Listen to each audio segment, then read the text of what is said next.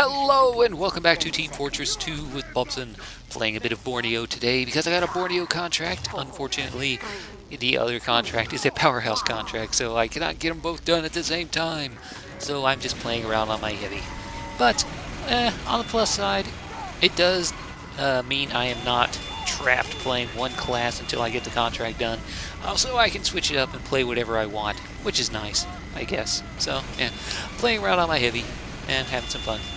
So let's see what I want to talk about this week. Let's get out of the way what I usually talk about, which is what's going on my channel. Let's see, last week on Terraria, I headed back into the jungle, tried to find a beehive. Actually did manage to find a beehive, and yeah, it ended how you would expect that to end. So yeah, if you missed those episodes, go check it out and see what happened. I spent a few episodes actually running around inside the jungle trying to find the beehive, just like I did in my last series, because for some reason finding a beehive is very, very hard. I still haven't found the jungle temple though, so yeah, I still need to search around for that, though I don't think I'm going to do it right now because that's a hard mode thing. That's a deep into hard mode type thing, so yeah, no real rush on that. But I will have to do that at some point, so let's see. Next week, I'm not really sure what I'm going to be doing. I might try and fight the queen bee, or I might head out and maybe try and find, or not find, but kill the guardian in front of the dungeon. Because if I get to the dungeon, I might be able to find some good stuff. Maybe, maybe not, I don't know. I haven't really decided yet. I really do want to get the queen bee down so I can make that queen bee armor, the bee armor, whatever it's called, so I can actually have minions. Because if I can get the queen bee down, I can make that summoning thing to summon bees to fight for me, and wearing that armor would mean my bees and stuff would be able to have more than one of them out at a time. And that's what I think I'm going to do with this playthrough. I'm going to be a summoner type guy, just having a bunch of summons and like that. And there is a hard mode version of that armor, the spider armor, and once I get the hard mode, I might go for that as well. So yeah, I think that's what I'm going to do.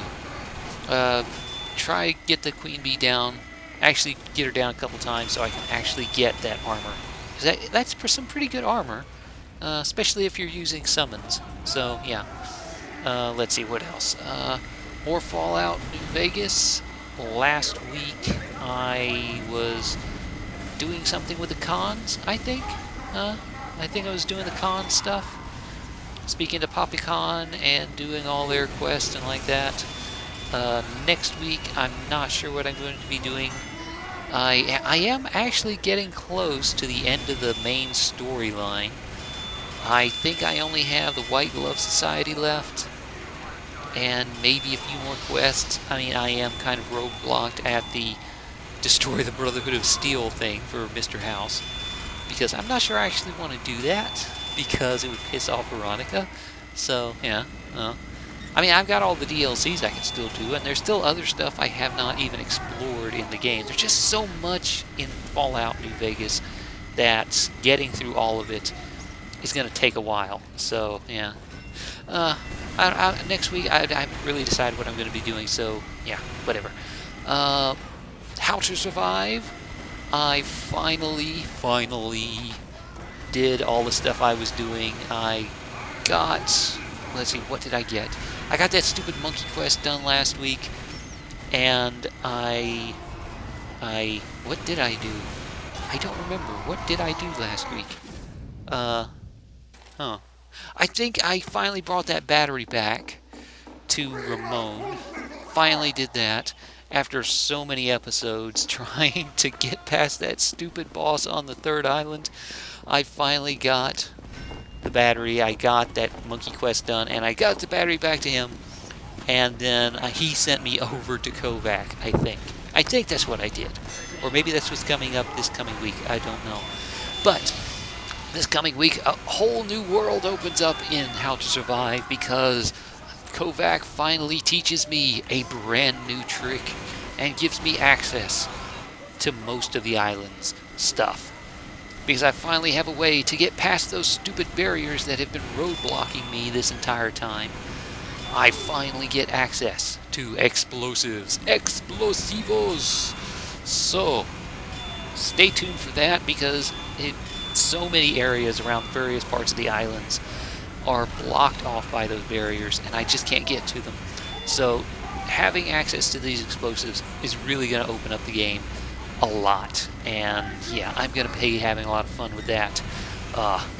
Explosives. Finally able to explore all that stuff. So yeah, stay tuned for that if you've been having fun watching that. If not, go check it out. I mean, it's a fun game. It's a fun game. I like it. It's whether or not it's entertaining watching me be an idiot while playing it, I don't know. But yeah, it's fun.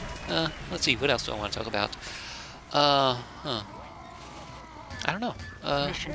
Well, last week I was talking about the possibility of streaming and what games I would want to play and stuff like that. And it got me looking at the various games I have, and it made me realize that I have nearly 2,000 hours in Team Fortress 2. Yeah, 2,000 hours game time played in Team Fortress 2. And that's just nuts. I mean, don't get me wrong, I love Team Fortress 2. It's a lot of fun playing it, but you would think I would be a lot better at this game. I mean, I am horrible at this game. Anyone who watches my weekly TF2 videos know I am horrible at this game. Oh, and it's a competitive game. It's among the kind of games you would expect for esports type game, competitive type game, you know. And yeah, I suck at it. All that time played, and I still just horrible at it. But yeah, that got me thinking about esports and competitive gaming in general. You know, stuff like Dota and League of Legends and Hearthstone and other games similar to that, which are a competitive... Well, I don't know if they're a competitive sport. People are pushing to have it declared a competitive sport, but it's an e-sport type thing. So, is it a sport? Should it be considered a sport? I don't know. I mean, there are tournaments, there are weekly, yearly, monthly competitions, biannually competitions, worldwide competitions for those types of games. Dota championships, Hearthstone championships, League of Legends, and stuff like that. And yeah, it got me thinking about that type of thing, because Team Fortress 2 is kind of that. I mean, I never really thought of it like a competitive game. It's just a game I have fun with, because it's silly. It's a silly game that you run around shooting people with rockets and machine guns while wearing silly hats. And yeah, it's always just been me having fun with it. I've never really thought about being professional with it or taking it seriously or anything like that. It's just me having fun. So, yeah. But yeah, it got me thinking about the whole esports thing, and it's amazing to me that it exists at all, because I started playing way back when, in the 80s, and with like arcade games and the original NES and like that. And to think that games have come so far that they are on the verge of being declared an actual sport, and the fact that today you can be a game player like that and make money doing it. And I don't just mean like what I'm doing now, which is making YouTube videos and Let's Plays and like that. I mean people actually going to tournaments, playing the games, winning competitions, winning prize money and like that, and making a living doing that. And being celebrities because of it. They're the people who are the good players in like Dota or League of Legends. They're celebrities, kind of, I guess. Well, are they celebrities? Are they very well known? I mean, they're not on the same like echelon of celebrity as like, I don't know, professional sports players would be. I mean, you ask the average person if they know any League of Legends players, they wouldn't know anyone. If you ask them who football players or baseball players is, well, at least in the United States, they'd probably at least be able to name one. Michael Jordan. There you go. Basketball player, sports player, whatever. They'd at least be able to name one. But when it comes to like esports, I doubt the average person would be able to name anyone. But yeah, but the whole esports thing, the competitions and like that. I mean, it's become a real popular thing in the past like 10 years or so. It's not new. I mean, there's been like gaming competitions, video game competitions, dating back all the way to the late 70s, I think it was, and the early 80s, with games like Pac-Man or Space Invaders and stuff like that. But it wasn't like multiplayer, player versus player type games like Dota is. It was more along the lines of who could get the level completed fast and who could scored the most points and stuff like that. Or later on in the 80s, after the Nintendo came out, you had like speed runs of Super Mario Brothers or stuff like that. And that was the origin of esports. But it wasn't really a serious thing. It was just a competition between like kids. I mean, yeah, it was like little kids going there to play the games and have fun with it, but it wasn't serious or anything like that. It wasn't like you could make a living going to these events, because they weren't common. They were like an annual thing. And yeah, I mean, it started picking up in the 90s, kind of, with games like what was it, Mortal Kombat and Street Fighter, because those were kind of the real early competition, combat, player versus player games, which weren't just you playing against the machine, playing against the AI just to score the most points, like in Mario Brothers or Pac-Man or something like that.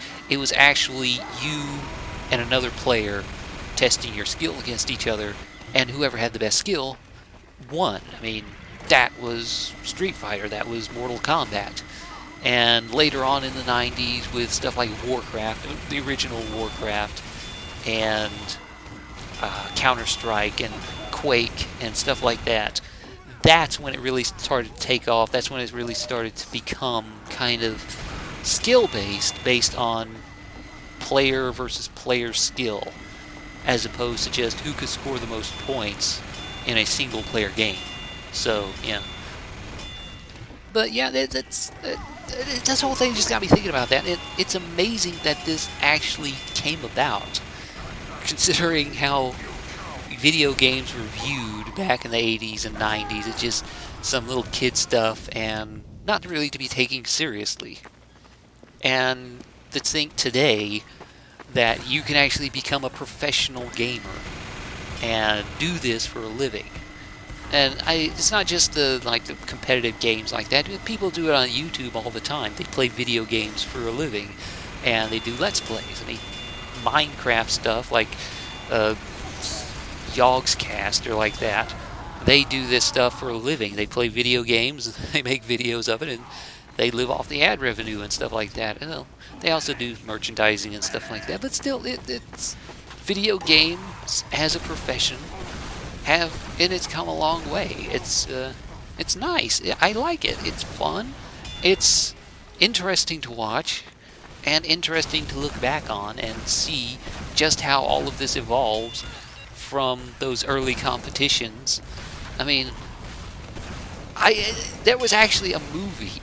It was late 80s, early 90s, I think, with gaming competitions as this big, huge event. What was it called? It was Fred Savage, wasn't it? Wizards or something? The Wizards or something crap. Where he and his brother were on the road trying to make it to this big, huge Nintendo tournament to win a bunch of prize money. And that was odd back in the day. The idea of this huge tournament and winning a lot of money, that was an odd thing. But that's commonplace today. And yeah, I just thought about that. Wow. I don't know. I don't even know what I'm talking about right now. I'm just kind of rambling on about Fred Savage, an old Fred Savage movie from the 80s. Okay, well, I think that's about it for me. I really don't want to go back and think about those kind of movies. I don't like Fred Savage. I'm sorry, I don't like Fred Savage. He was a nice guy, but series he was in, the Wonder Years or whatever it was. I never liked that show, and that's the reason he was famous. And now I've gotten off topic. I was originally talking about gaming competitions and stuff like that. Now I'm talking to Fred Savage, so I think that is the time for me to say goodbye. Thanks for watching. This has been Bobson. This has been TF2 and me playing on my heavy and all the other classes I've been playing. So yeah, anyway, thanks for watching, and until next time, I will see you later. Bye.